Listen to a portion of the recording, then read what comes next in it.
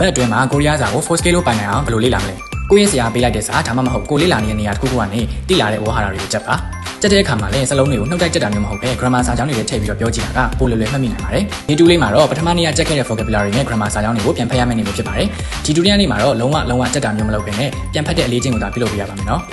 Day 3မှာတော့ Day 1နဲ့ Day 2မှာဝါဟာရနဲ့ grammar တွေတော်တော်များလေးလာခဲ့ပြီဆိုတော့ဒီနေ့မှာတော့ကိုယ့်ရဲ့ level နဲ့ကိုက်ညီမဲ့ reading စာပိုက်တစ်ပိုက်ကိုဖတ်ကြည့်ပါနော် reading စာပိုက်တွေဖတ်ရကနေစလုံးအသစ်တွေလည်းမှတ်မိနိုင်ပြီးဘူးတူတာရစရာအကြောင်းအရာတွေလည်းလေ့လာနိုင်မှာဖြစ်လို့ကိုယ့်ရဲ့ skill ကိုတိုးမြင့်နိုင်မှာဖြစ်ပါတယ် Day 4မှာတော့ရှေ့ရက်တွေကကိုဖတ်ခဲ့မှတ်ခဲ့တဲ့အကြောင်းအရာတွေကိုပြန်သုံးချတဲ့အနေနဲ့ writing လေးရေးကြည့်ကြရအောင်နော်ဘယ်လိုခေါင်းစဉ်ကိုရေးရမလဲမသိဘူးဆိုရင်ရှေ့ရက်ကိုဖတ်ခဲ့တဲ့အကြောင်းအရာကိုပြန်သုံးသပ်တဲ့အနေနဲ့ကိုယ့်ရဲ့အမြင်ကိုခြားရေးကြည့်တာမျိုးလည်းလုပ်နိုင်ပါတယ်နော်